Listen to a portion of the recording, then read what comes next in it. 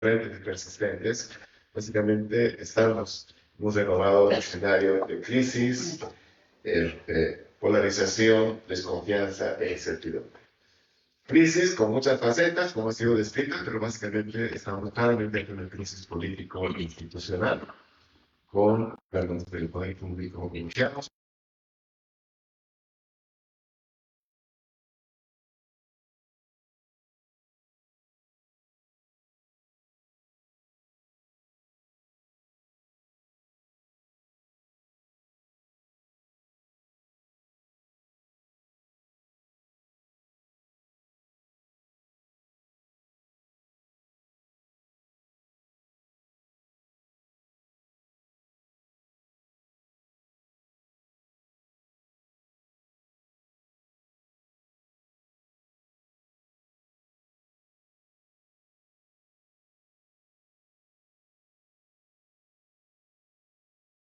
Y estamos hablando de una polarización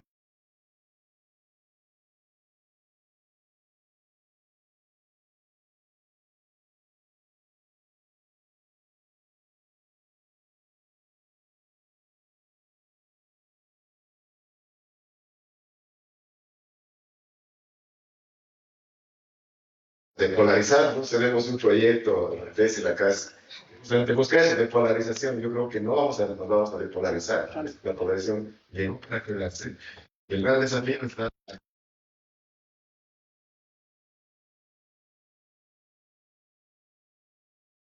en enfrentamiento, gestionando obviamente el conflicto en democracia.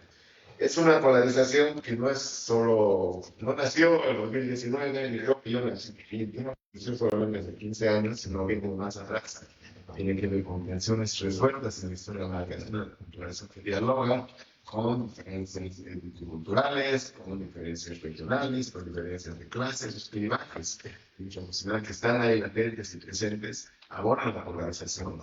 Pero también hay una polarización más política, más de coyuntura, que lo venimos escuchando de manera muy clara desde la coyuntura crítica del 2019. Soy convencido que el 2019 como una fisura en el país, una fractura, no una fisura, nos está marcando el escenario de la polarización.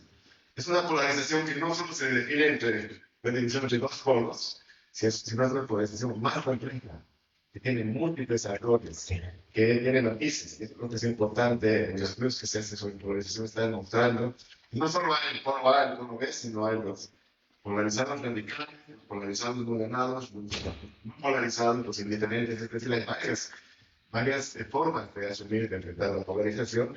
Y finalmente, el gran dato, que creo que es el más crítico en relación a la polarización, pues la polarización hoy se está conjugando con la fragmentación. O sea, no estamos solo hablando de polarización, sino también de fragmentación. Y eso siempre es muy crítico, sobre todo para la representación política y para el sistema político. Nos estamos viendo todos los días en el quiebre en el partido de gobierno y en las divisiones y la multiplicidad de actores en la presentación. Segundo dato, polarización con fragmentación. Es verdad, la desconfianza. Estamos en un contexto, y así lo encuentran varios estudios, de creciente desconfianza en las instituciones, cada vez más alta. Lo crítico es que no solo se desconfía mucho en las instituciones, de hablar del órgano judicial, del Tribunal Constitucional, de la propia Asamblea Legislativa Nacional, del gobierno, del Tribunal Supremo Electoral, le hablemos de la policía, de las Fuerzas Armadas, o sea, hay una desconfianza. Sino también la desconfianza ha llegado a los medios de comunicación, a la iglesia, a los comités cívicos, al Pacto de Unidad, a todas las organizaciones e instituciones también de la sociedad civil. Entonces, es un escenario y un contexto de desconfianza generalizada muy riesgoso que es importante asumirlo como parte del contexto y que nos puede llevar quizás a esto que algunos sabemos que vamos a llegar a un momento en que por ahí está en grave la desconfianza y la crisis que van a empezar a asumir la conciencia de que se vayan todos, ¿no? Entonces, la primera pregunta, ¿estamos ante el riesgo de una crisis de representación política? ¿No? Con todo lo que se puede implicar. Y el cuarto dato de contexto es el dato de la incertidumbre. Varios estudios demuestran que el principal sentimiento hoy de la ciudadanía y de los liderazgos es la incertidumbre. Del hecho por encima de la esperanza, del miedo, del enojo, de la incertidumbre. No sabemos exactamente qué va a pasar. si vamos a seguir, si se va a seguir bicicleteando la crisis, va a haber colapso, si va a haber bloqueo de caminos, si va a haber gasolinas, si va a haber dólares, si van a haber elecciones judiciales este año o no, si van a haber elecciones primarias o no. Es decir, es un contexto de incertidumbre que complica este cuadrado de crisis, polarización, desconfianza e incertidumbre. En ese contexto, la pregunta es, ¿cómo vamos a enfrentar el próximo ciclo electoral?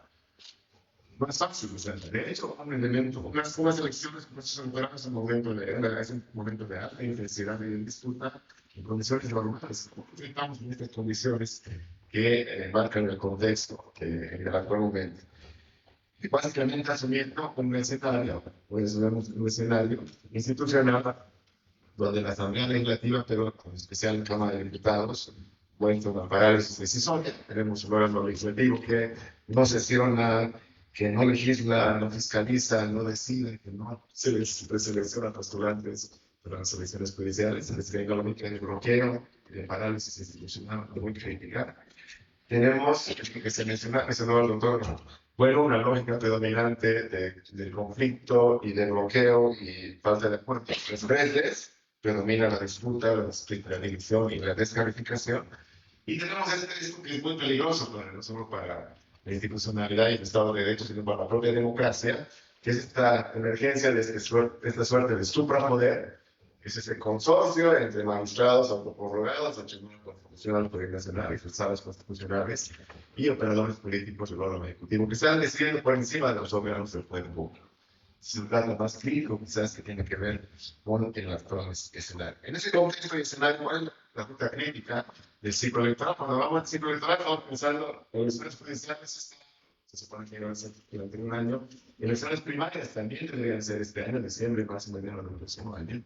Elecciones generales el próximo año y elecciones nacionales en 2026. Ese es el tamaño del ciclo electoral que vamos a enfrentar, que ya está muy cerca, que nos plantea más dudas y preguntas que certezas o datos. Primera pregunta, ¿se realizarán las elecciones judiciales? La Asamblea Legislativa Plurinacional será capaz de destrabar esto que ha sido sistemáticamente bloqueado desde abril del año pasado a través de una serie de recursos judiciales. Si se logra reencarnar, pues eso, habrá los 2/3 para preseleccionar a los postulantes. Si finalmente llegamos a una elección judicial, será realmente una elección fallida con predominio de votos blancos y nulos, es decir, con escasa legitimidad de origen de esas autoridades que realmente no resuelven el tema de la crisis de la justicia. Primer bloque de interrogantes. Segundo bloque de interrogantes. Habrá elecciones primarias y hay un tema del tiempo y hay un tema de recursos. Es decir, las elecciones primarias no se reforman a ver el órgano de relevo de esas políticas ahorita es julio, tienen que ser convocadas en agosto, como están. Se las realizará, serán postergadas para el próximo año, serán modificadas, porque hay una propuesta, como saben, de que dejen de ser cerradas y pasen a ser elecciones abiertas, es decir, no solo los militantes, sino toda la ciudadanía, o se las suspenderá, se las dejará en suspenso, como ya vamos a ver en el año 2020. No alegando crisis, sino alegando que hay superposición de calendarios electorales en falta de recursos. Y creo que todos los partidos políticos sospecho que tienen incentivos para no ir a elecciones primarias. Ahora, y a partir de eso, ¿en qué condiciones llegaremos a las elecciones federales 2025 que deberían ser convocadas en máximo en abril del próximo año, realizarse en agosto del próximo año, la previsión de una segunda vuelta en octubre, asumiendo que el 8 de noviembre, ni un día más, tiene que ser posicionado el próximo o próximo presidente electo en el país? ¿En qué condiciones llegaremos a esa elección? En medio de dos ruidos. Un ruido de denuncias y rumores de que hay afanes de complot y de golpes blandos para acortar el mandato, es decir, elecciones anticipadas.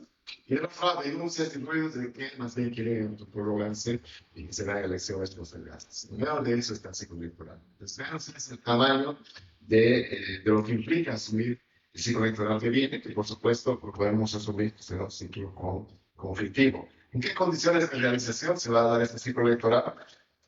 Además de la desconfianza institucional, el dato crítico que tenemos hoy de diferentes estudios es un elevado desencanto con la democracia y una muy elevada insatisfacción con el desempeño y los resultados de la democracia.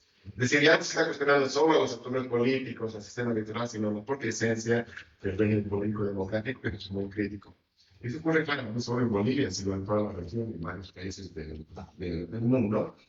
Vamos en un contexto donde hay varias falacias circulando sobre el sistema electoral, sobre el peso de las circunscripciones uninominales, sobre el propio padrón electoral, ¿no? Y eso tiene que ver con una narrativa de fraude estructural persistente. Vamos a un contexto donde hay muchas voces hablando de unidad, pero el dato real es que hay fragmentación política, pues no hay unidad. Lo más probable es que vayamos fragmentados al próximo ciclo electoral. Un contexto donde con riesgo de una nueva coyuntura crítica con posibilidades de conflictividad social. Y finalmente, eso que lo subrayo y voy a volver a eso, unas condiciones donde hay una suplantación de las competencias y atribuciones del órgano electoral nacional por parte de jueces y magistrados políticamente motivados. Eso es muy peligroso. ¿Cuál es la institucionalidad electoral que va a enfrentar este ciclo electoral? Básicamente, estamos hablando de una agenda compleja. El doctor Bueno ya ha descrito bien las percepciones que pueden ser acertadas, tanto respecto a cómo se ve hoy a la autoridad electoral en el país. Entonces, hay estudios de opinión pública que demuestran la creciente desconfianza en los vocales del Tribunal Supremo Electoral, la creciente desconfianza en el padrón electoral, el propio sistema electoral o las propias elecciones, ¿no? Se pregunta, ¿usted cree que las próximas elecciones serán transparentes o no fraude? Todavía un porcentaje significativo de la población dice que es posible que haya fraude. Esto es lamentable y crítico para una democracia porque después viene todo el debate sobre si cómo se aceptan esos resultados. Entonces, el gran reto de institucionalidad electoral frente a este ciclo electoral es cómo logramos que se administren, se organicen y se realicen elecciones con integridad. Eso implica elecciones transparentes, plurales, participativas, competitivas y ciertas. No estamos hablando de elecciones normales y cualquiera puede elegir. Tienen que ser elecciones con integridad. Eso es lo que esperamos, eso es lo mínimo que esperamos en el próximo ciclo electoral. En estas condiciones adversas, con una institucionalidad electoral débil y con baja legitimidad. La premisa, por supuesto, es que podemos lograr que este Tribunal Supremo Electoral se asuma finalmente como un órgano del poder público. La Constitución establece que el órgano electoral es un órgano del poder público con igual jerarquía que los otros órganos del poder público. Terminará de asumirse así este órgano electoral nacional de manera autónoma, sólida y confiable. Por todos los factores externos que ha mencionado el doctor Bueno, que no lo voy a repetir, pero que básicamente tienen que ver con las condiciones de cohesión de una sala arena y el riesgo siempre latente de la crisis de la institucionalidad electoral. Imagínense ustedes en este contexto que he descrito, el tamaño del desafío del ciclo electoral, que hay una crisis en el Tribunal Supremo Electoral. Y la Asamblea será capaz de renovar este tribunal por los tercios de sus integrantes, cuando ni siquiera no tiene ninguna posibilidad de generar acuerdos, de dialogar, y está entrampada en la polarización del conflicto. Yéndonos al extremo, ¿qué pasaría si renuncian los vocales? ¿En qué tribunal se van a organizar las elecciones del 2025? Cierro mi participación hablando de esto que se ha mencionado como riesgo de quiebre. Es decir, hay riesgo de quiebre de la institucionalidad del Tribunal Supremo Electoral. En principio yo diría que no, pues esperaría que no, quizás es más un deseo que un dato fáctico. Pero sí, lo evidente es que estamos ante una alta debilidad institucional, eso siempre es crítico en ese contexto, con ese desafío que tenemos respecto al próximo ciclo electoral. Es un ciclo electoral complejo, como usted ha descrito, con un escenario previsible de crisis de potencial conflictividad social. Hasta ahora no hemos tenido conflictividad social en los últimos años. Bajan un poco desde el paro, los 10 días de Santa Cruz, por la fecha del censo, no ha habido gran conflictividad social en el país. Quizás porque la gente está desempeñada en el día a día de su economía que en la disputa interna de humanas, o las elecciones judiciales, en el conflicto de poderes. Pero en ese contexto, quiero subrayar simplemente para nuestro diálogo algunos desafíos para el Tribunal Supremo Electoral con miras ese ciclo electoral en ese contexto y escenario crítico que he descrito. Lo primero, muy pronto, en septiembre de este año, con arreglo a los datos del censo, se tiene que realizar la redistribución de escaños, y en su caso, la delimitación, rol de delimitación de circunscripciones uninominales. Y eso que puede ser un tema muy aritmético, porque básicamente es población, nivel de desarrollo humano y un mecanismo de compensación para definir cuántos escaños ganan Santa Cruz, básicamente quién nos pierde. Puede ser un tema de alta competitividad. Ya no fue en 2005, ¿no? Cuando amenazó con las elecciones o para realizar las elecciones. También ahí estuvo el doctor Morillo, que pudo buscar el mecanismo para que se encaminen esas elecciones. Entonces, lo que debería ser un tema casi idéntico, digo, pero claro, la ingeniería política, de concertación política puede derivar de una gran competitividad. Primero, no se reconocen los datos del censo. Segundo, no se acepten que Santa Cruz gana 2 o 3 diputados, sino quiere ganar 5. La cual no quiere tener 1, aquí quizá que tampoco. Entonces, es un tema crítico que lo vamos a tener muy pronto, en septiembre, en medio de la incertidumbre respecto a las elecciones judiciales y de la decisión sobre las elecciones primarias. Segundo, es importante y fundamental el blindaje que puede hacer a la plataforma biométrica. Ustedes saben que Bolivia ha dado un gran salto en términos de plataforma biométrica para gestionar su padrón, su registro electoral y sus procesos electorales. Ya son 15 años, hay que renovar esos equipos, hay que actualizarlos, hay que blindarlos. Tercero, la confianza en el padrón electoral. Este es un recurso permanente, pues a veces con guerra sucia respecto al padrón electoral que está inflado, las demandas de un nuevo padrón electoral. Seguramente cuando salgan los datos del censo se van a contrastar datos del censo, los datos del padrón, que no necesariamente son comparables para decir, no, ahí están los datos del censo. Con la imposibilidad de hacer un nuevo padrón, pero sí con la necesidad fundamental de hacer auditorías del padrón, de sanear el padrón, de tener laboratorios y auditorías sociales del padrón y políticas. Es el desafío fundamental. Tenemos una agenda de reforma normativa muy importante, tanto de la ley del régimen electoral como de la ley de relaciones políticas. Hay que hacer ajustes a esas leyes, procedimentales y de plazos, ajustes no sustantivos. Y claro, sabemos cuáles serán las condiciones para que se genere esas reformas en la Asamblea. Es fundamental, y le va a tocar a este tribunal despejar nuevamente la cuestión de la reelección. Ya ocurrió en el 2019, el ministro tuvo que hacerse cargo de ese peso y ahora lo va a tener que volver a hacer porque el TCP no ha despejado el tema de la reelección. Y lo explicó también el doctor Rodríguez Bercén. La última sentencia, la 1010, no anula la sentencia del 2017. Está vigente ese tema. ¿Quién lo va a resolver? ¿A quién le va a tocar? Asegurar un programa electoral.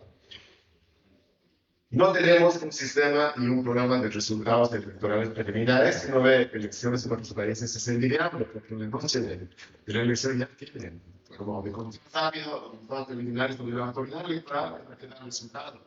No una cadena de televisión con arreglo a una empresa de opinión pública que hace encuestas.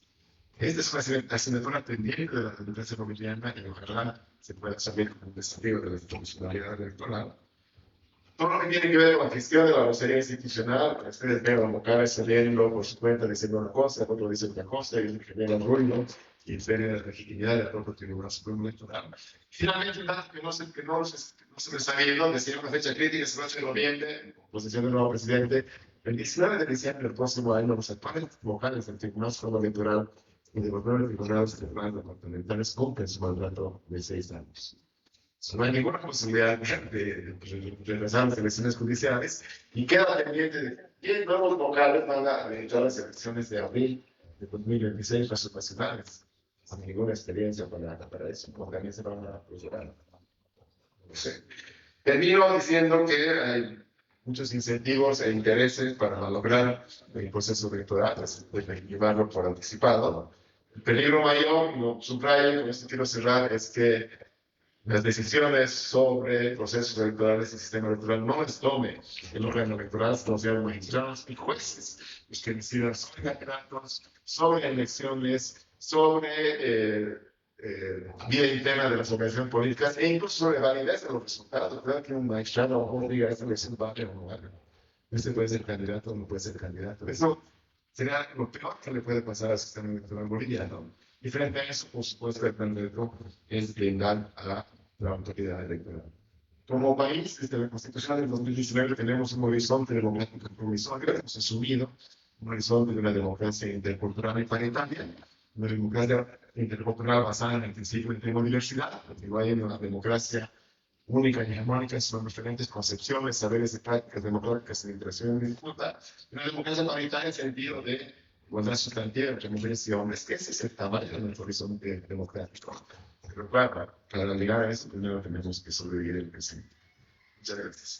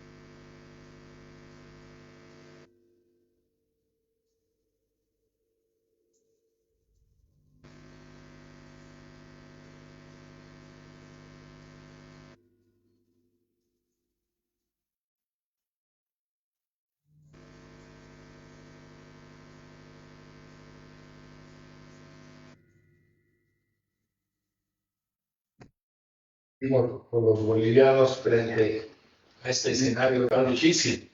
De hecho, voy a apelar a unas cifras que a este estudio de EPI que nos hizo precisamente la Fundación Ever, donde está José Luis.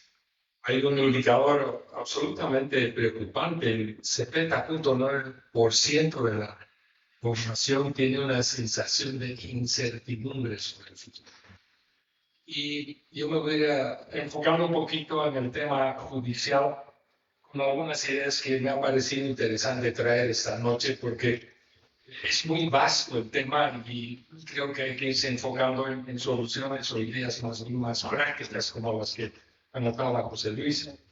El tema judicial en este informe del FIT muestra también unas realidades lacerantes para el órgano judicial o los judiciales y francamente uno siente pena. Yo he sido parte de ese órgano y da pena saber que, por ejemplo, la confianza institucional sobre la justicia es muy baja. Más entre el indicador de regular y baja está el 97%. O sea, baja y muy mala. Solo el 3% creen que es irregular. Es el peor órgano de confianza. En la preocupación actual, el tema de la renovación de la judicatura o la prórroga de los magistrados es el tercer problema que atinge a la gente que polariza después de la dimisión del MAS o la candidatura de Evo Morales. Hay también otro indicador muy importante, muy relevante, que el 57.5% considera que es imprescindible el cese de los magistrados autoprorrogados. Y esta es una encuesta que tiene el rigor metodológico, pero ahí me quedo inicialmente porque hablar de la crisis institucional no es un tema, como lo anotaba el doctor Bueno, solamente de esta época o después de la Constitución del 2009, data de hace mucho tiempo atrás. Justamente yo quería traer a colación una pequeña indagación que hice sobre lo que yo considero la columna vertebral del problema, el recurso humano en la judicatura, en el órgano judicial. Un tema que no está necesariamente bien documentado o informado. Hay algunos estudiosos, no solamente en Bolivia, sino en Latinoamérica, nos dicen que la historia judicial es una historia de la ilegalidad o de la injusticia, que es una página en blanco en nuestra historia. Y en efecto no hay un trabajo sistematizado, comprensivo de la historia del Poder Judicial. Hemos llegado a hacer compilación de discursos de los presidentes de las Cortes, Constitucional, Tribunal Supremo, pero no hay trabajos comprensivos desde que se administraba justicia en estos territorios, incluso antes de que nos convirtamos en república.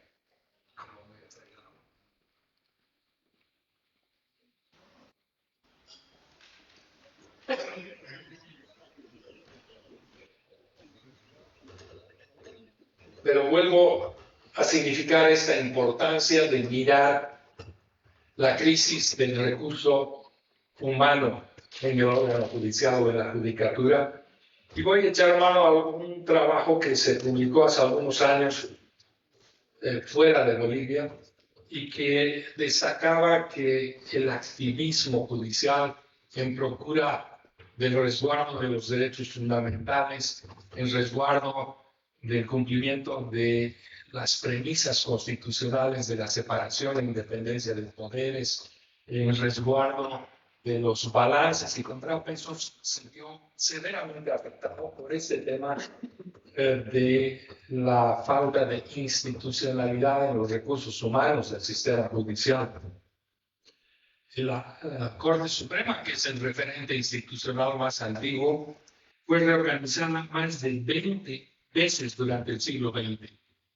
Las vacantes sin cubrir de alta rotación judicial y las reorganizaciones socavaron estas premisas fundamentales. Y voy a hacer una referencia de algunas fechas y datos porque creo que son imprescindibles. Hay un caso, por ejemplo, voy a referirme al siglo XX en general, algunos casos que son anecdóticos, que no vale la pena ingresar en ellos. Por ejemplo, el caso extremo del presidente Melgarejo, que entre el año 64 y 71 fue conocido por retrasar el pago de los sueldos judiciales, logrando la renuncia de todos los miembros de la Corte Suprema, excepto el presidente, que permaneció en el cargo hasta que venció su plazo. Pero el análisis indica que entre 1900 y 2008, la Corte Suprema, que es el órgano fundamental, funcionó con una composición incompleta durante aproximadamente el 53% de sus funciones.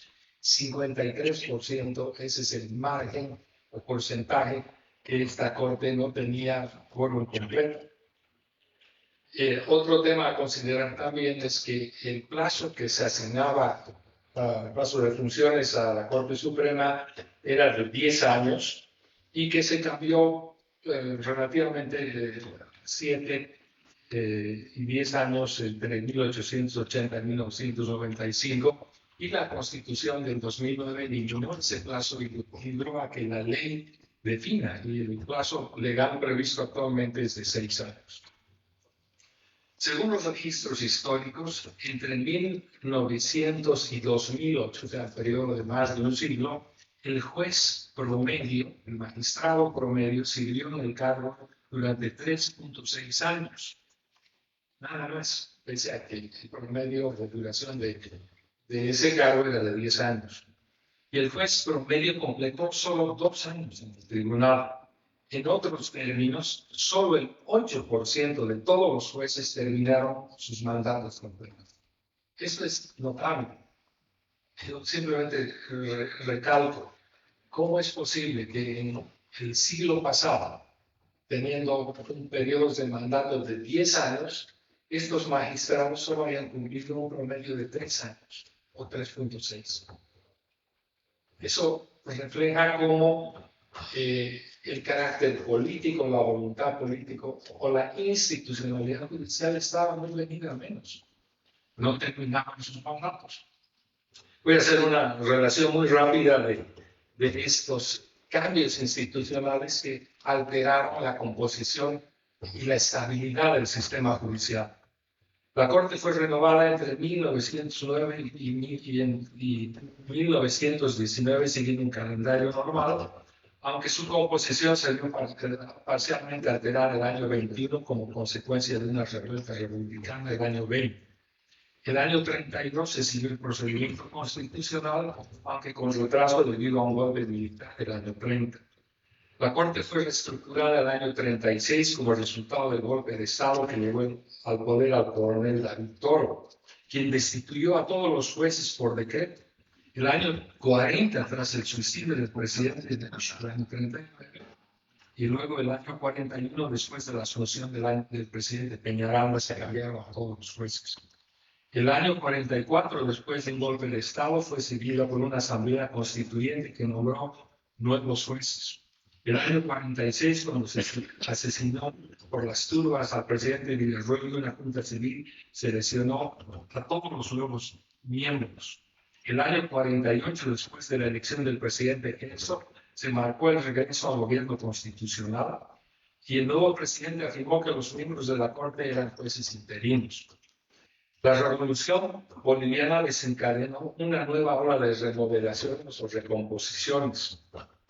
El año 52, cuando el MNR llegó al poder y destituyó a la Corte en pleno con un decreto. El año 57, cuando las elecciones al Congreso del año 56 marcaron el fin de una Corte interina.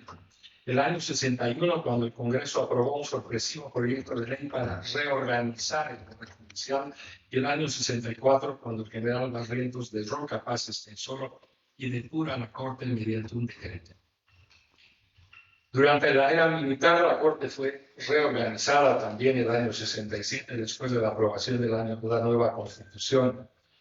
El año 69, cuando se produce el golpe de Estado del general Obando y se reemplaza a algunos magistrados.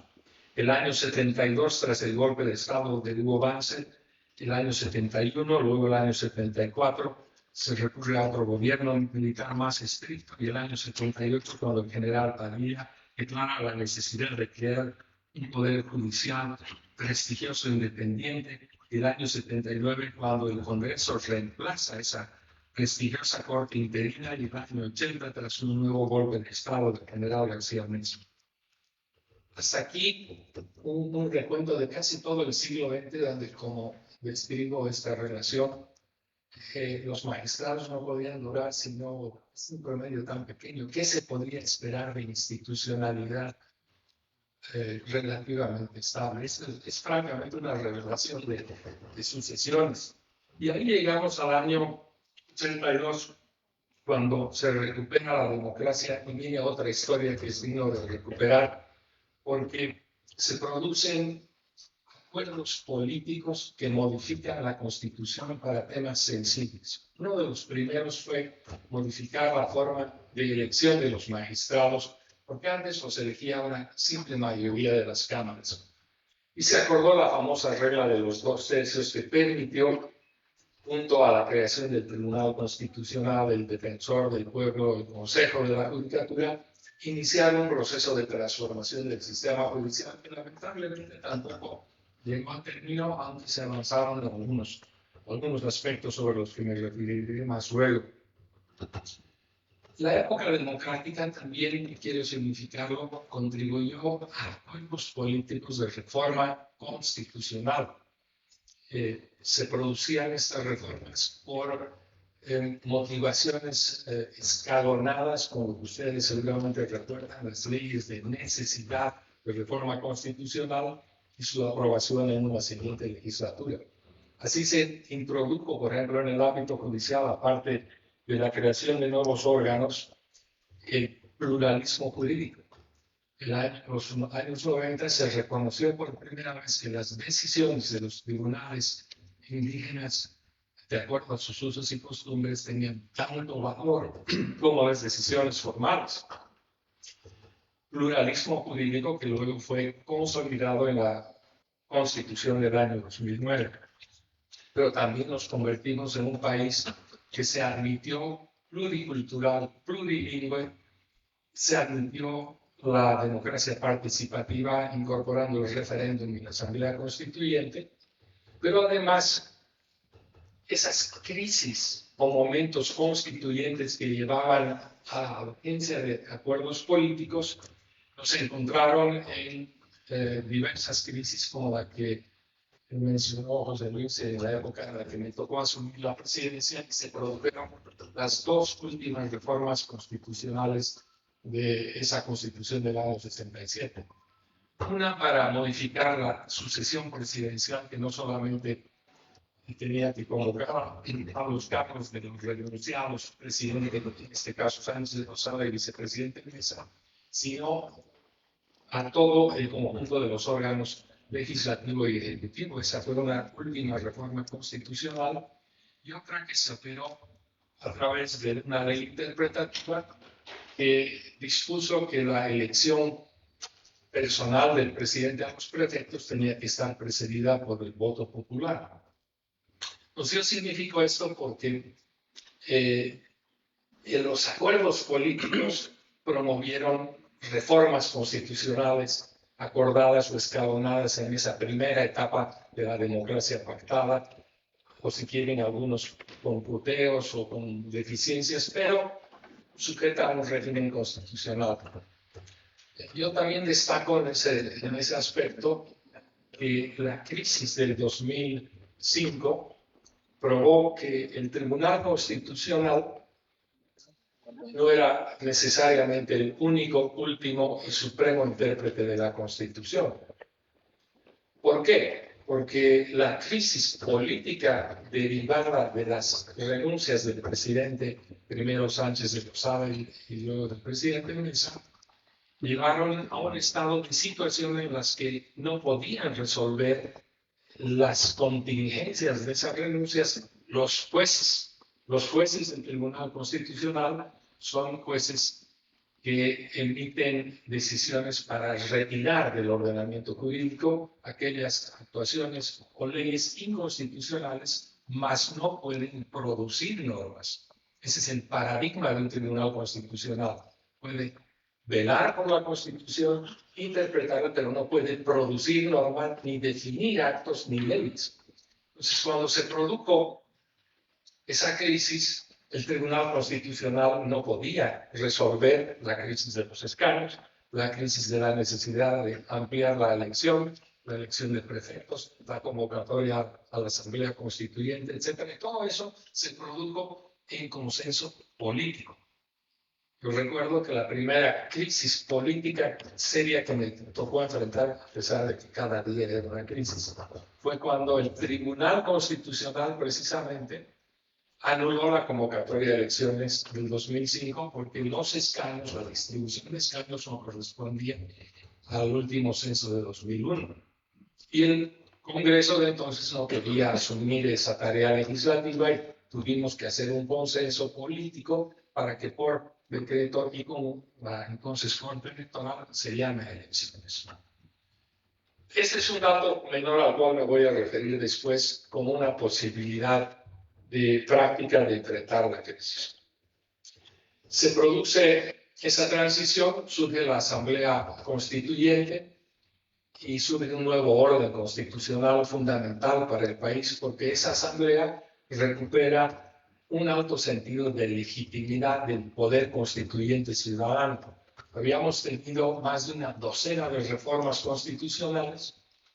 Esa Asamblea tenía mayor legitimidad por lo que representaba una asamblea con constituyentes elegidos, más de 255 creo, y además aprobada por un referéndum ciudadano.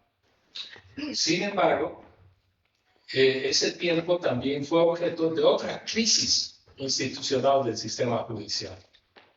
Llegado al poder el régimen del partido gobernante, del MAS, con el presidente Morales y el vicepresidente García Linera, se produjo otro desmantelamiento del sistema judicial y de las cortes. Yo fui la primera víctima con una acusación de traición a la patria que me obligó a renunciar en mi condición de presidente y magistrado, porque no podía ser miembro del tribunal que me iba a juzgar. Entonces decidí dejar y asumir el proceso que se resolvió en una primera instancia en la Asamblea Legislativa. Pero A mi primera renuncia el año 2006 le sucedieron hasta el año 2009 la renuncia de prácticamente la totalidad de los miembros de la Corte Suprema y del Tribunal Constitucional. Una diferencia cualitativa. El tribunal fue desmantelado casi en pleno para que no haya un régimen de control activo en pie, y la Corte Suprema fue gradualmente desmantelada con renuncias, algunas provocadas por juicios penales y otras también por un sentido de responsabilidad de los magistrados que justificaron, motivaron su decisión de alejarse. Pero se repetían exactamente aquellos escenarios en los que me he pasado el trabajo de comentarles muy rápidamente en esa primera etapa de transición, que tuvo además una ley que le permitió al presidente nombrar interinamente a magistrados que asumieron, se posesionaron y administraron el régimen judicial durante un poco más de un año hasta que se produjo la primera elección de magistrados conforme a la Constitución que disponía, que ya no era el Congreso, sino una preselección seguida del voto popular. Pero yo quiero destacarlo, es decir, no, con el cambio del régimen no cambiaron las cosas. En principio sí, cuando se eligieron por voto popular y asumieron estos 26 magistrados de los tribunales y el Consejo, hasta que nos surgió la crisis del año pasado, que como se comentaba, desde abril del año pasado, internamente, es decir, por las vías políticas delegadas a través de un amparo en el departamento del Beni, consultas, otras amplificadas, etc., fue el propio órgano judicial el que se encargó de poner un alto a este mecanismo constitucional, privando a los gobiernos de ejercer el derecho de conformar sus altos tribunales y privando al ciudadano a tener un sistema de justicia imparcial, accesible, eficiente. Dos vulneraciones gravísimas que las contingencias políticas llevaron a generar una crisis que hoy día todavía está latente. Seguimos con un sistema incompleto y no podía ser de otra manera que hay una excepción a la regla. Y la excepción a la regla que comento de esta idea de que los magistrados, desde que nacimos como república, apenas cumplen menos de un tercio de su mandato, hoy tenemos magistrados y desde la excepción a la regla solo lo cumplen, sino lo expanden ilimitadamente. Esas son las cosas de la vida, ¿no? Hay la excepción a la regla. Precisamente tenemos un conjunto de magistrados, y lo he expresado públicamente en el sentido de que la Constitución define que nadie puede ejercer jurisdicción, es decir, cumplir labores judiciales sin un mandato que nazca de la ley. Y la ley no ha sido generosa con esos magistrados. La Asamblea no ha emitido ninguna ley que expanda su capacidad jurisdiccional, por lo tanto es lacerante para un sistema democrático y viene a redondear esta crisis institucional que, como la he descrito, lo refleja. El poco interés político que tienen los poderes del Estado por tener un sistema judicial en pie. Un sistema que pueda tener recursos humanos calificados, imparciales, objetivos, y que puedan dar a la gente, a la población, un sentido de confianza, de que se sientan bien juzgados. Eso no ocurre. Y si ocurrió alguna vez, ha sido esporádico o acabado por estos trastornos políticos. Esa falta de voluntad política también es notable en dos temas más. Uno, el presupuesto. Yo no tengo ahora las cifras conmigo, pero el presupuesto ha ido decayendo. Nunca hemos tenido un presupuesto a la altura del órgano judicial. Yo solo como anécdota comento que cuando me tocó ejercer la presidencia de la Corte Suprema, se organizó una visita al Ministerio de Hacienda. Yo vine con un par de técnicos Y cuando llegué al ministerio, nos recibió un funcionario y nos dijo, tomen asiento, vamos a empezar la reunión. Entonces dije, ¿dónde está el ministro? No, el ministro no va a venir. Yo soy el técnico del presupuesto. Pues conmigo vamos a tratar. Ese es el nivel y creo que sigue siendo el nivel. Y entre los temas a tratar hay uno que cobró alguna actualidad recientemente. En ese tiempo, e incluso antes, el registro de derechos reales financiaba posiblemente menos del 50% del presupuesto del órgano judicial. Creo que hoy está a más del 70%. Y por eso seguramente las tarifas para trámites en el registro de derechos reales son tan altas. Y yo no dudo de que haya habido una muy buena voluntad, intención y buena fe de mejorar ese servicio que deja muchísimo que desear. Pero hay que sincerarnos. Ese es un servicio que cobra dineros.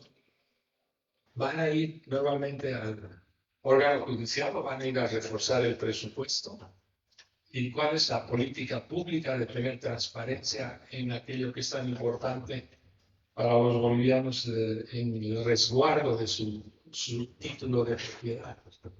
Y eso es un tema recurrente. Ya en mi tiempo, hace 20 años, se discutía la necesidad de trabajar en consenso político en una transformación integral del sistema que desde ya tenía una ley muy anciana, pero no voy a abundar en ese tema. Bueno, he podido describir que la gran crisis obedece a falta de voluntad política para tener un estamento de recursos humanos estable. No lo hubo, no lo hay. No hay voluntad política para el presupuesto, pero también hay otros elementos que voy a tocar muy rápidamente. Uno que siempre lo menciono es el de la cultura jurídica. La cultura jurídica es ese conjunto de hábitos que tenemos, sobre todo los abogados, diría yo, que es casi exclusivo de los juristas, de mantener el sentido del derecho, de la legalidad, más bien en un conjunto de rituales y prácticas que tienen mucha carga colonial que republicana. Es más importante la carga de la buena fe, la fidelidad del contrato, la presunción de que me van a hacer un daño, que promover otro tipo de actitudes. Y este es un mal latinoamericano.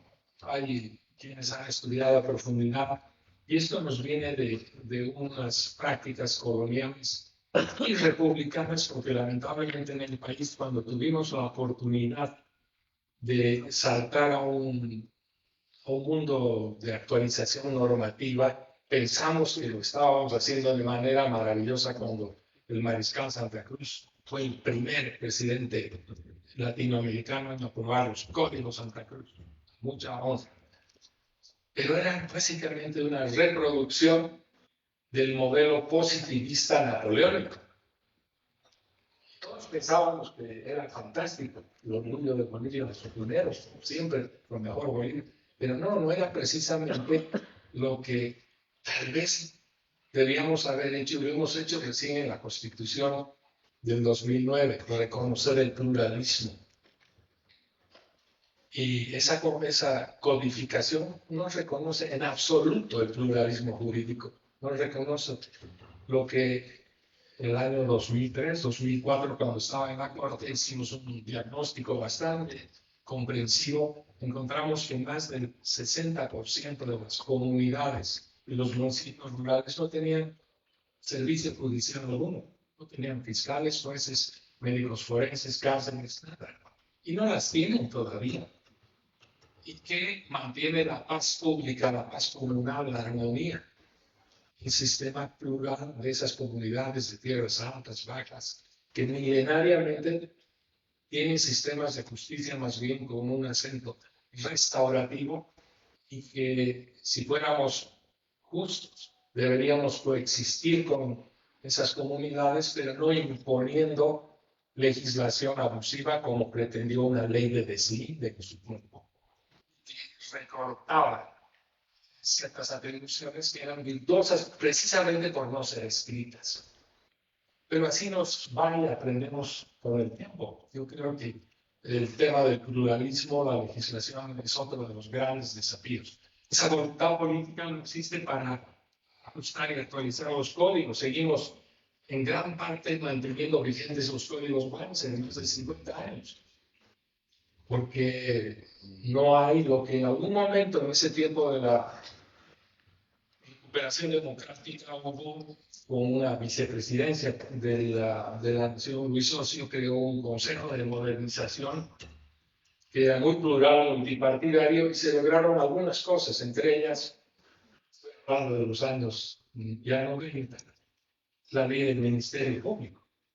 Recién, a fines de los años 90, el Ministerio Público deja de ser un brazo ejecutor del Ministerio de Gobierno, aunque después encubiertamente sigue siendo un brazo. Pero se logró un consenso político para generar una ley del Ministerio Público, se creó la defensa pública y empezaron a avanzar algunos proyectos. Tal vez esa es una experiencia a rescatar. Nuestra codificación judicial es obsoleta. Se han hecho algunos esfuerzos, pero sería muy largo entrar en ese detalle. Yo debería ir cerrando ya por el tiempo y yo tengo una relativamente, yo podría llamar una propuesta práctica que tiene que ver con la crisis institucional y las posibilidades de mirar tal vez con interés el futuro. Y tiene que ver con los momentos constituyentes. Yo ya me he referido como en el pasado hubo la posibilidad de modificar la Constitución parcialmente y modificarla entera en el 2009. Pero después del 2009 ya pasan 15 años. Parecería tiempo de recuperar estos momentos críticos. Algunos llaman momentos constituyentes. Hay un cientista famoso fallecido hace poco, Tony Negri, que tiene un tratado de los momentos constituyentes. Zabaleta hablaba de los momentos constitutivos, los momentos de colisión entre la sociedad y el Estado que procuran buscar un rumbo, un destino para su convivencia.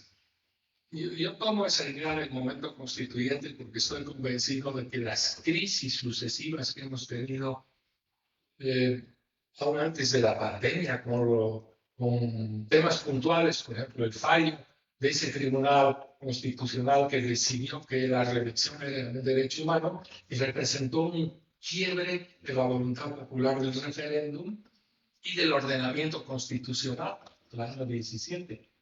Que debió haber activado un seguimiento normativo, un seguimiento jurisdiccional, pero no ha sucedido hasta ahora. Luego hemos tenido la crisis de los incendios que desnudaron nuestras capacidades logísticas como país, la crisis de la pandemia que ha sido devastadora, no solo para la sanidad pública, sino para la educación y lo que deriva de ella, crisis económica, para qué decir. Entonces, yo creo que Bolivia está viviendo momentos de crisis constituyente. ¿Por qué constituyente? Porque posiblemente, y no automática e inmediatamente hay que llamar a asamblea o referéndum, pero tiene una raíz constitucional. Si no las atendemos, alguien tendrá siempre la llave de ese acto, estará en Sucre, que dirá cómo se entiende la Constitución, y eso no puede ser. Entonces, yo tengo la idea de que vivimos un tiempo constituyente que debería llevarnos a reflexionar, y por eso aplaudo, señor presidente, de este foro, y también lo que hacen en las universidades, la posibilidad de recuperar que somos los ciudadanos, los titulares del poder constituyente. No somos solo los partidos, el presidente, el vicepresidente, el ministro de Justicia. No somos nosotros, la academia, la sociedad civil, la que puede llevar a analizar estas crisis y plantear de que deberíamos mirar nuestra Constitución. Un estudio da cuenta de que las constituciones a nivel global, mundial, se cambian en promedio cada 7 años. Esto está escrito, analizado, etc. No son constituciones de medio siglo, de 30, son de años pasados. 2 veces el tiempo en el que podríamos trabajar una constituyente o un referéndum, lo que toque. Habrá que analizar la temporalidad, habrá que analizar la modalidad, pero creo que en estas crisis, de manera paralela al proceso electoral, yo creo que deberíamos pensar en que solo nosotros, los ciudadanos, podamos dotarnos de una carta que no solamente en lo legal resuelva nuestros problemas tan evidentes, sino un nuevo compromiso de confraternidad entre los bolivianos. Gracias.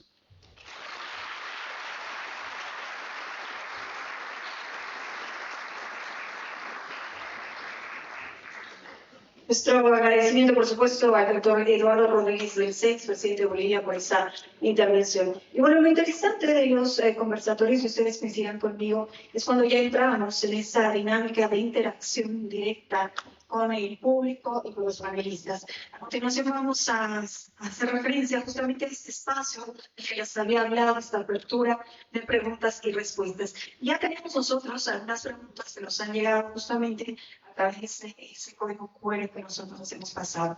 Y las primeras son para el doctor Eduardo Rodríguez Belcé. Por favor, voy a pasar a leer las preguntas que el público tiene para usted, doctor. Y dice así: la independencia de los órganos es vital para fortalecer la institucionalidad. ¿Cómo se puede garantizar la independencia y la idoneidad de las autoridades que encabezan el órgano judicial, electoral y legislativo? Tenemos otra pregunta más, por favor. Yo voy leyendo todas las preguntas que son para usted y luego le vamos a pasar el micrófono para que pueda responderlas. La segunda pregunta para el doctor Eduardo Rodríguez Belcé. Doctor, ¿considera que deberíamos mantener la elección judicial en la Constitución o limitar la posibilidad de repostulación en una reforma constitucional? Esa, doctor, es la segunda pregunta. Tenemos una pregunta más para el doctor Eduardo Rodríguez Belcé. Es la siguiente. Doctor, ¿cómo ve el tema de la judicialización de la política? Vamos a pasar entonces el micrófono, por favor, al doctor Eduardo Rodríguez Belcé para que pueda responder estas preguntas que hace la gente que nos honra hoy con su presencia. Después vamos a pasar a los otros panelistas. Realmente, por favor, doctor, tus respuestas. Las 2 primeras están unidas en concepto. Yo siempre he pensado de que la modalidad de elección no es tan importante como el desempeño del juez. A un juez lo pueden elegir en la asamblea, el presidente, la reina, como ocurre en otras latitudes, pero lo más importante es su desempeño. Que el pueblo elija a un juez no lo convierte en más sabio, ni en más popular, ni en más independiente. Es la integridad que se valora a través de su desempeño y en su adhesión a lo que hace.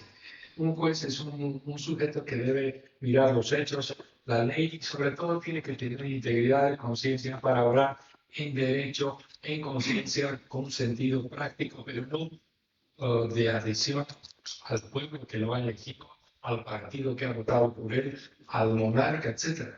Yo creo que eso es esencial, que no solamente los magistrados de altas cortes, sino todos los jueces.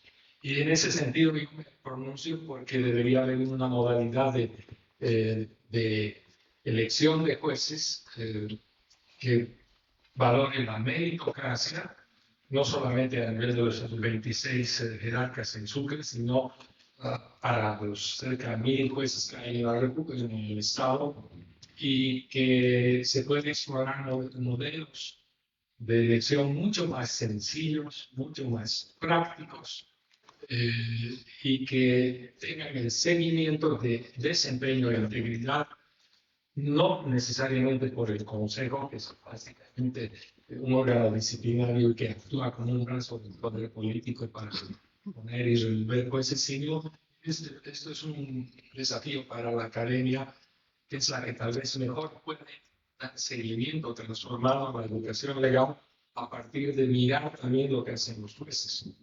Bueno, yo creo que por ahí va mi criterio. Luego, la judicialización es un extravío. La judicialización de la política o el uso abusivo de la política es un extravío antidemocrático. La justicia no está para resolver las confrontaciones políticas, que son buenas, naturales, pero deben resolverse en los ámbitos que correspondan. Yo coincido con el doctor Bueno y con José Luis. en lo que han anotado. Estamos viviendo una crisis democrática cuando un órgano que es parte del sistema judicial, y esto quiero recalcarlo, la Constitución no reconoce al Tribunal Constitucional como órgano de poder, no lo dice y no lo es.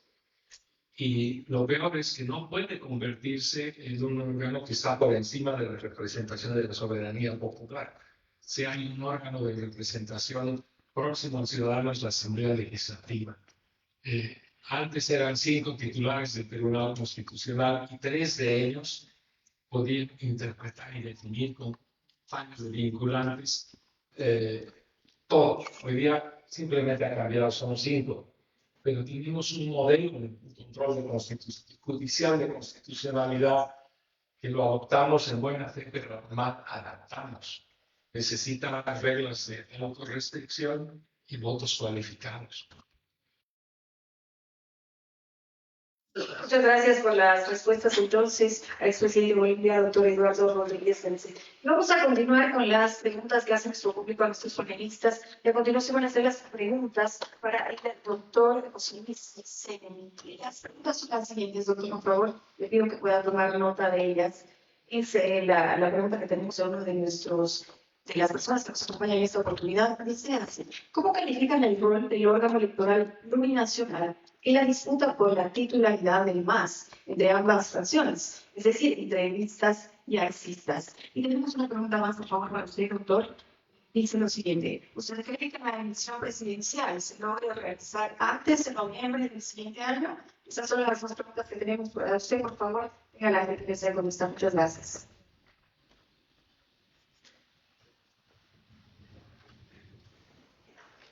Sí, gracias. Comienzo con la última pregunta. Yo no solo creo, sino realmente espero vivamente que tengamos una elección que renueve la legitimidad del poder político y de los gobernantes y representantes.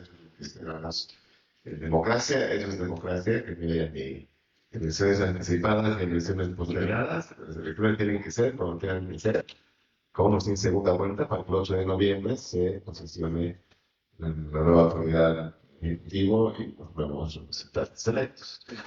Pues creo que ese es un compromiso que debemos asumir no solo porque eso es de modelo democrático, sino porque es el mecanismo, las urnas son la fuente de legitimidad. No la vamos a cambiar por otra fuente de legitimidad, sean fallos constitucionales o disposiciones de jueces. Y claro, la responsabilidad principal de eso, como uno puede decir, la tiene el Tribunal Supremo Electoral, la Asamblea, los partidos políticos, pero creo que la responsabilidad principal, o el impulso principal, o parafraseando lo que decía el doctor respecto al poder constituyente, la titularidad de la democracia la tiene la ciudadanía. Entonces, la ciudadanía, con su participación y con la movilización que hay que hacer, debe garantizar que se realicen las elecciones y se renueven los órganos del poder público. Respecto al rol del Tribunal Supremo Electoral en la disputa interna, que hoy ya es división, creo que en siempre, entre las dos facciones del MAS, creo que, bueno, cabalga o navega entre la necesidad de garantizar el cumplimiento de los principios establecidos, las normas establecidas en la ley del órgano de las organizaciones políticas. Como saben, esta ley dispone que el Tribunal Supremo Electoral tiene competencia para supervisar los procesos de democracia interna, básicamente eventos partidarios y especial la renovación de sus dirigencias. Y puede definir si se han hecho o no por ejemplo la ley, pero sobre todo con arreglo a los estatutos orgánicos. En este caso, el problema de todo más que las atribuciones del tribunal tienen que ver con requisitos tan complejos, difíciles de cumplir, que están contemplados hoy en el estatuto orgánico del MAS reformado después de la relación política, es como adecuado a saber de relaciones políticas. Pues hay un tema, digamos, práctico en términos de hasta dónde el tribunal puede ser muy estricto o muy flexible en garantizar que se cumpla la ley y que se cumpla el estatuto orgánico del MAS para que el inicio de congresos válidos, la dirección fue elegida conforme a lo establecido en sus estatutos, se cumplen los requisitos de antigüedad, se cumplen los otros requisitos, varios requisitos que establece el propio estatuto para ser parte de la Dirección Nacional del MAS. Pero el problema concreto tiene que ver con que estas decisiones puede tomar el Tribunal Supremo Electoral bien o mal, en algunos casos contradictorias, ese es el problema. Tiene que ver con un contexto donde la disputa interna en el MAS ha contaminado todo, ha contaminado el campo político, ha contaminado el próximo ciclo electoral, ha contaminado el propio funcionamiento de la Asamblea, en términos de que hay una situación, como decía, de parálisis del orden institucional, ha contaminado el propio sistema electoral, ¿no? Entonces, es una disputa que hablemos de cuánto puede contaminar o debilitar un proyecto plurinacional popular en el país, ¿no? En ese contexto tan crítico, resulta muy difícil la reforma electoral dirimir una disputa política que no tiene que dirimir el partido. O sea, no esperemos que el Tribunal Supremo Electoral diga este es el bueno, este es el malo, no es la nación que vale. Claro que hay que hacer verificar que se cumplen los requisitos del estatuto y de las legislaciones políticas para acreditar o no una dirigencia que sea electa. No esperemos que el tribunal sea un espacio de concertación que provoque que se junten el más partido con el pacto de unidad del instrumento político, o que haya un gran acuerdo entre lo que se le dice la versión artista. No es su competencia. Pueden tener toda la voluntad, no tienen la fortaleza para hacerlo. Pero en tanto, el tribunal se va a votar cumpla técnica y legalmente con lo que le corresponde hacer, será la propia organización política la que defina. En términos prácticos, lo que está en discusión es qué va a pasar o qué pasaría si finalmente el MAS empezaría o no a hacer un congreso, por supuesto, que 30 días desde septiembre, por lo tanto, no logra renovar su directiva. Y hay quienes van a interpretar, digo yo, la normativa, o asumen algo que no está en la normativa, y decir, si no renueva su directiva, no van a poder postular candidaturas, eso no existe, eso no está en la legislación que iría en contra el ejercicio de derechos políticos que ha sido legitimado por sentencias constitucionales, sentencias de Corte de Derechos Humanos, etc. ¿No? Entonces, en todo caso, lo más importante tiene que ver, además de la disputa del MAS con la crisis producto del sistema de partidos políticos en el país. Tenemos 11 partidos políticos, 120 representaciones ciudadanas, 21 organizaciones de naciones de pueblos indígenas, este es el sistema de organizaciones políticas, pero la mayor parte son testimoniales, son residuales. No existen, no tienen vida orgánica, no tienen presencia territorial, no tienen renovación de liderazgo. El problema de fondo, más allá de lo que pueda hacer o deba hacer el Tribunal Supremo Electoral, tiene que ver con cómo logramos renovar, fortalecer y acaso institucionalizar y consolidar un sistema de partidos hoy en crisis que puede conducirnos, decir, no solo a la crisis del sistema de partidos, sino más aún, esto es peligroso, a una crisis del sistema de representación política. Muchísimas gracias por sus respuestas, doctor José Luis Echenique. Entonces, el aplauso, por favor, para los especialistas y los que hemos resolvido estas preguntas. Bueno, y queremos decirles que también nos ha llegado una pregunta para el presidente del ejercicio de la Asamblea Legislativa Plurinacional, que me imagino la va a responder en el momento del cierre. Pero se la leo ya, presidente. ¿Cree usted que ya debería llamarse al Pleno de la Asamblea para tratar los proyectos 073-075? Es la pregunta que le hace la gente en esta oportunidad. Bueno, ya en el epílogo de este evento tan importante, este conversatorio que hemos denominado Crisis de Institucionalidad Democrática en Bolivia, vamos a ceder la palabra en el cierre al presidente del ejercicio de la Asamblea Legislativa Plurinacional, senador Andrónico Rodríguez Ledesma. Adelante, por favor, presidente.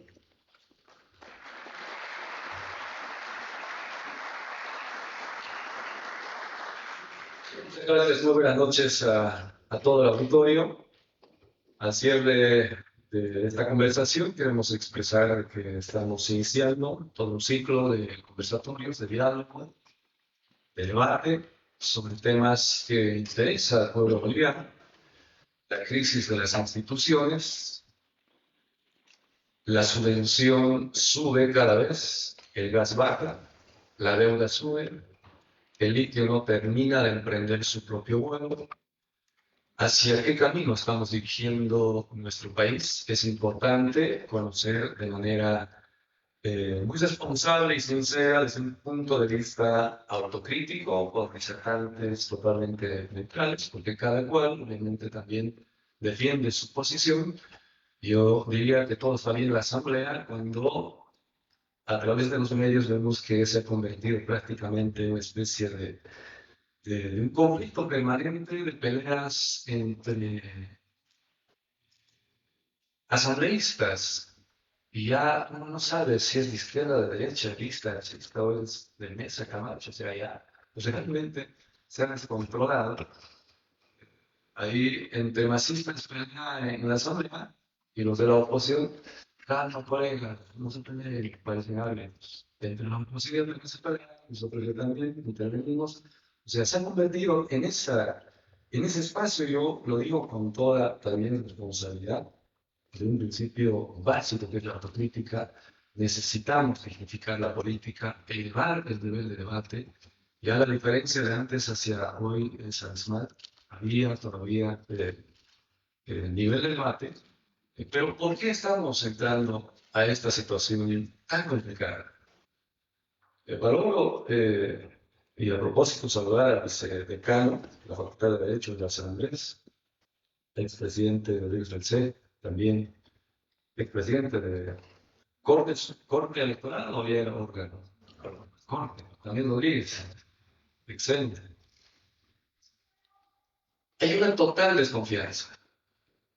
Y yo percibo que en estos 4, 5, 6 años, a la política lo hemos convertido en una especie de un terreno de permanente lucha de intereses. De una vida mecánica, estable, hemos llevado a ser una vida tan dinámica de la sociedad. En este momento, uno no sabe qué va a pasar en la asamblea, va a haber o no va a haber elecciones, de repente suben los pasajes, no sabe si el $100 va a seguir subiendo, se va a estabilizar, si la crisis va a terminar finalmente o no. La especulación, la desconfianza y la incertidumbre imperan, no solamente en la clase política, sino en la sociedad. Nosotros todo el tiempo estamos en la asamblea discutiendo, debatiendo entre nosotros. Muchos dicen ya, estamos en un estado de derecho. Otros ya, no estamos en un estado de derecho. Pero entendiendo qué es estado de derecho, si es la sujeción a la ley, tanto de gobernantes y gobernados, que se sustenta sobre la base de 3 principios básicos, que es la democracia, la ideología liberal y la supremacía constitucional. Uno de estos elementos fundamentales que es gobernados o gobernantes desatacan a la ley, o los gobernantes instrumentalizan la ley a favor de unos y en contra de otros, estamos perdiendo la esencia del Estado de Derecho, evidentemente.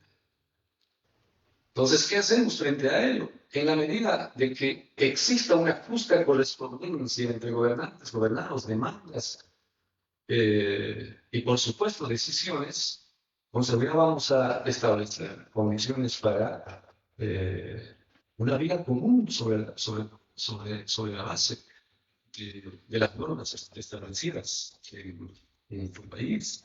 Pero lamentablemente en estas alturas hemos llegado a este extremo y por eso consideramos importante, sin duda, escuchar a las opiniones para entender sobre qué está pasando finalmente en nuestro país, que un órgano tan importante como el Tribunal Supremo, como el Tribunal Constitucional Supremo y Constitucional, toma la firme decisión de extenderse a través del TCP simplemente con una declaración constitucional sumando cuando la Constitución sobre hace 6 años, ahora 6 años, y la Asamblea pierde una de las facultades que es, bien lo ha mencionado, fiscalización o la interpelación, y estamos prácticamente sumergidos en una batalla política descontrolada. ¿No? Los políticos creemos que gritando, insultando o saliendo más en la tele, estamos haciendo bien. Si nos olvidamos y dejamos en segundo plano las principales necesidades del pueblo, de nada sirve esta forma de accionar en estos espacios decisivos. Por eso yo, en muchas oportunidades, por lo menos en el Senado, saludo a los senadores presentes acá, no es por sacar la cara del Senado, pero en el Senado, por ejemplo, llegamos hacia un momento más tenso de discusión, pero más allá de eso, insultos o peleas físicas no.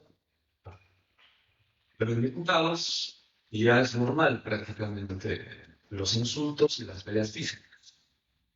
Y la gente ya lo toma a veces como divertido. Y algunos medios que sacaban. Más divertido ver al Chavo del 8 a nuestro asambleísta. Una pelea, se rompen las pantalones. Se cansa el cuarto intermedio y vamos a comer. Se levanta el cuarto intermedio, otra vez. Se cansaron, bueno, se suspende la sesión cuarto intermedio. Son 6, 7 meses prácticamente que no hay un desarrollo normal de las sesiones de diputados. Pero la sociedad juzga a la asamblea como tal, no dice, Senado está bien, diputados está mal. Entonces, es obviamente una obligación imperativa nuestra mejorar en el tiempo que nos queda la imagen de esta institución tan importante del país como es el órgano legislativo. Entonces, querido público, audiencia, estudiantes, docentes presentes acá, es importante para mí entender desde todo punto de vista que pueden existir y van a existir siempre las diferencias ideológicas y políticas. Y los políticos deberíamos tomar como adversario al otro político que no es del mismo color. Pero lamentablemente lo tomamos como enemigo. Y del resentimiento político pasamos al plano del odio personal. Ya no queremos ni ver a nuestro enemigo político. Si es posible, a golpes.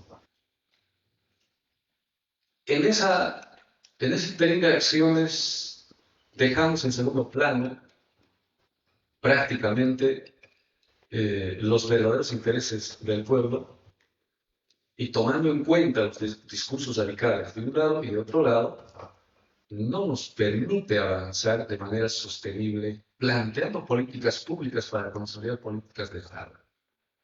Desde las alcaldías, gobernaciones y gobierno nacional.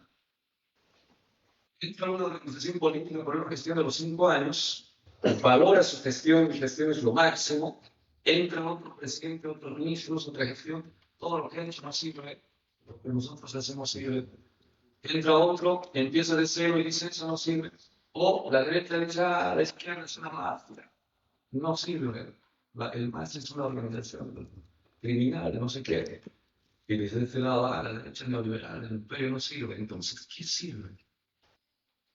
Si no empezamos a generar una profunda reflexión desde la sociedad, porque muy bien podemos acomodarnos en nuestras casas, en el cine, tu tipo que miras tranquilo, todo lo que pasa es nuestro problema en el cine.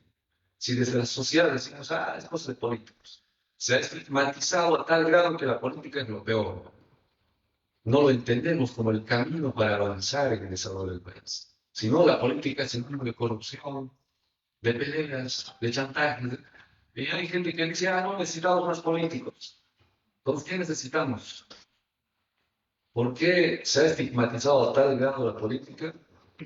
¿Será que la política está mal como tal o los actores? Si tenemos autoridades que están actuando de esta manera, es que es el reflejo de la sociedad. Hay cambios que se exigen, hay cambios que se necesitan de manera radical. Sistema judicial, por ejemplo, totalmente de acuerdo. Pero hay algunos cambios estructurales que requieren incluso generaciones.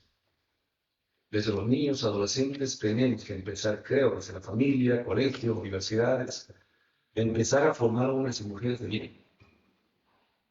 Todo lo que es, incluso las cosas ilegales, ya se han naturalizado, se han normalizado, la corrupción se ha institucionalizado. Quien dice algo, no. El contrabando es normal. Hay un grupo que sacó, soy contrabandista y que feliz en los matrimonios bailables, no pasa nada. Hay cosas que están penados por ley y ya lo tomamos como normal y natural. y no estamos generando condiciones para empezar a interpelar desde la sociedad a nuestras autoridades municipales, departamentales y nacionales. ¿Cómo lo hacemos o cómo generamos esas condiciones? Como bien decía el titular, la democracia es ciudadana. Pero si nos ponemos cómodos desde un sector viendo que es el problema de los políticos, a arremender contra los políticos, a atacar a los políticos, vamos a un escenario, a un territorio de una organización política muy radical, te empiezan a insultar, a silbar, ya, fuera, fuera. O sea, llegamos al extremo de que debemos resolver nuestras diferencias con insultos y peleas. Y lo hemos visto en 2019, la crisis política desembocó en una crisis sanitaria, en una crisis institucional, en una crisis económica, cuando nuestras diferencias políticas se deberían resolver en las urnas, en el debate, en el diálogo, y no a punta de bazucas, ¿no?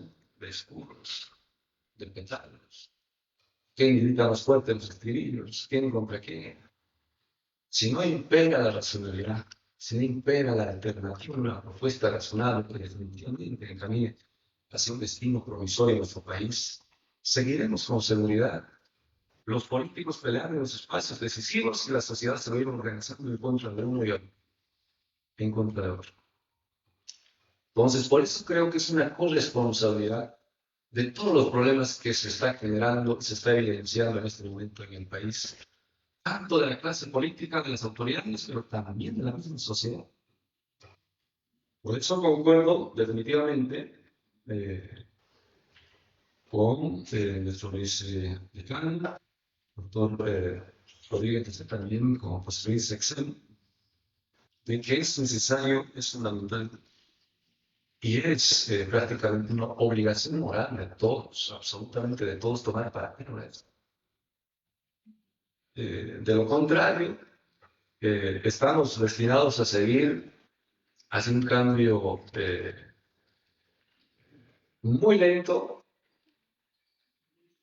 Se avanzó de alguna u otra manera a partir de 2009, evidentemente sí, pero a estas alturas, después de la promulgación de la nueva Constitución Política del Estado, seguimos discutiendo los problemas que se originaron de hace más de 20, 30, 40 años.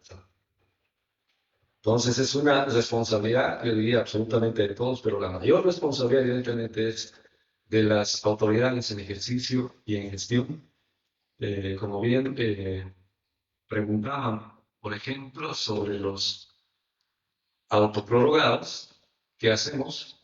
¿Qué va a hacer la Asamblea? Nosotros haciendo el esfuerzo desde el año pasado para que se lleve a cabo y cumplir los plazos determinados. Otros haciendo el esfuerzo para que no se lleve, porque evidentemente, retorno a mi interesía, se ha convertido la política en un terreno de permanente lucha de intereses. ¿No? Es que me interesa todavía que TCP siga, ¿no? Si se convierte en un superpoder, prácticamente es inconcebible del que está interesado a que esta institución, con todos sus magistrados, continúe para responder de repente para los intereses políticos, se hace complicado. Siendo sincero, de manera autocrítica también, pareciera que el poder político se subordina o se acomoda a la justicia, ¿no? Entonces nosotros haciendo el esfuerzo desde el año pasado, sin éxito, de alguna u otra manera, logramos este año la aprobación de la ley 144, después la 1549, se está llevando con toda la normalidad las elecciones judiciales. Sabemos en el fondo que estas elecciones judiciales no van a resolver el problema de la justicia, pero es mandato de la Constitución. ¿Y quiénes deben cumplir la primera tarea? Es la Asamblea Legislativa, después el órgano electoral. Entonces, aprobamos dos proyectos de ley de cese de funciones, en fin, desde por demás conocido este tema mediatizado. No se ha podido tratar y no hemos podido concretar la Asamblea ya prácticamente hace 6 meses, ¿no? Entonces ahora resulta que el presidente viaja al exterior, el vicepresidente asume presidente interinario, yo asumo como presidente de la Asamblea, Y obviamente ahora va a convocar, no va a convocar todo el país, se preguntan, y muchos seguramente los medios, la comunicación, en fin. Ahora vamos a ver el presidente del Senado, ¿no? Que dice que debe convocar a la Asamblea, va a convocar, no va a convocar. Entonces pasa evidentemente por una decisión personal y colectiva y es obligación y deber constitucional, ¿no? No es por influencia del jefe del partido, ni por presión, ni por algún asesoramiento técnico, jurídico, político, sino es deber constitucional. ¿Cómo salimos de ese empantanamiento? No hay una sesión que se desarrolle con normalidad de diputados. Eso está empezando a afectar al Senado. ¿Por qué? No se aprueba la 073, 075, por otro lado, no más créditos. Bueno, no hay posibilidad de llevar con normalidad las sesiones. Tantos proyectos de ley interesantes, iniciativas que se han estancado en diputados o en Senado. Entonces, ¿cómo hacemos que este flujo empiece a normalizarse? Nosotros consideramos de alguna manera poner todos estos puntos conflictivos a consideración del Pleno. Si se aprueba o se rechaza, es responsabilidad del Pleno.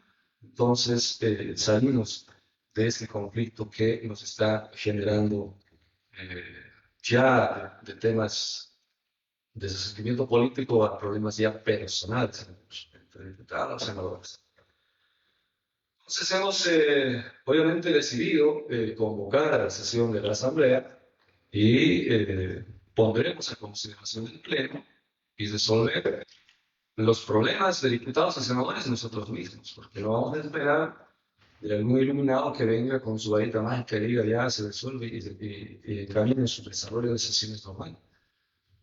Esto ya se ha convertido definitivamente en un problema insostenible dentro de la Asamblea, ¿no? Entonces, estamos en ese trabajo precisamente para ver si logramos concretar el objetivo de resolver los conflictos al interior de la Asamblea, convocando en pleno en los próximos días.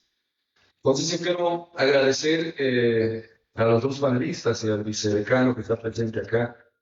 Considero muy importante con una diversidad de público que viene de diferentes sectores del ente, de la universidad, de los funcionarios públicos, autoridades, docentes. Importante la interacción de ideas y propuestas, escuchar opiniones de expertos, nos ayuda un poco más a entender por qué pareciera que se aplica el plan de confusión, o sea, es una confusión planificada del pueblo, uno no sabe qué va a pasar, qué va a suceder frente a todo el conflicto, el problema mediatizado en este momento.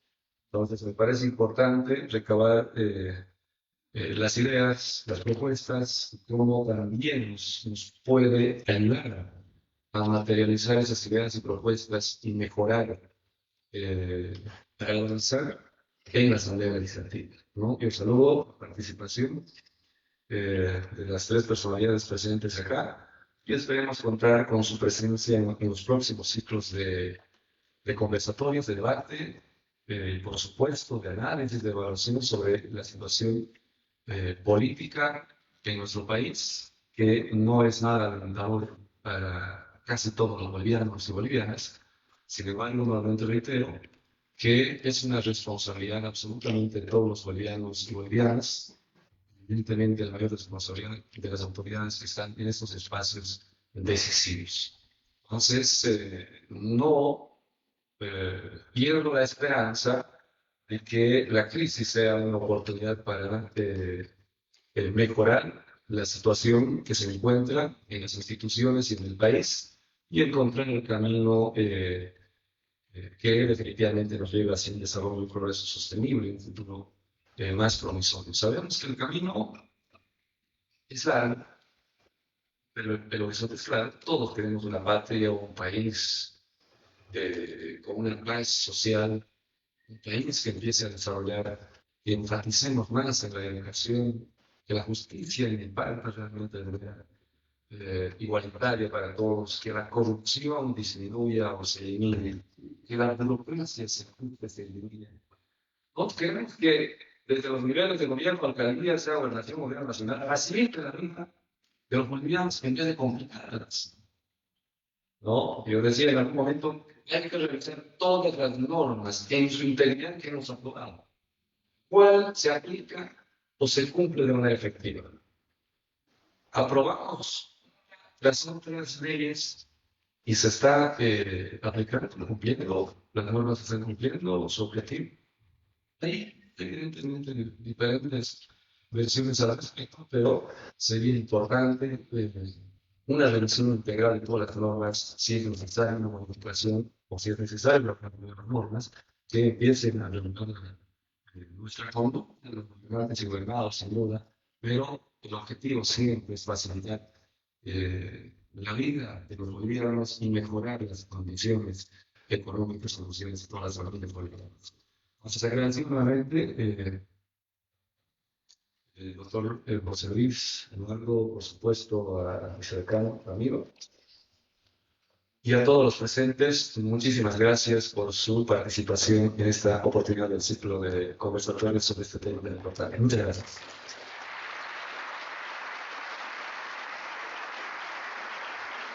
Agradecemos la participación del presidente de la Asamblea Legislativa Plurinacional, el senador Enrico Rodríguez Ledesma. Ya vamos a concluir con el evento, pero por favor queremos hacerles antes una recomendación. Al mismo QR, donde han creado las preguntas, les pedimos por favor que envíen sus nombres para la verificación del registro inicial y que se les pueda, por supuesto, extender sus certificados. Quiero agradecer nuevamente la presencia de Ramiro Bueno Saavedra, vicepresidente de la Facultad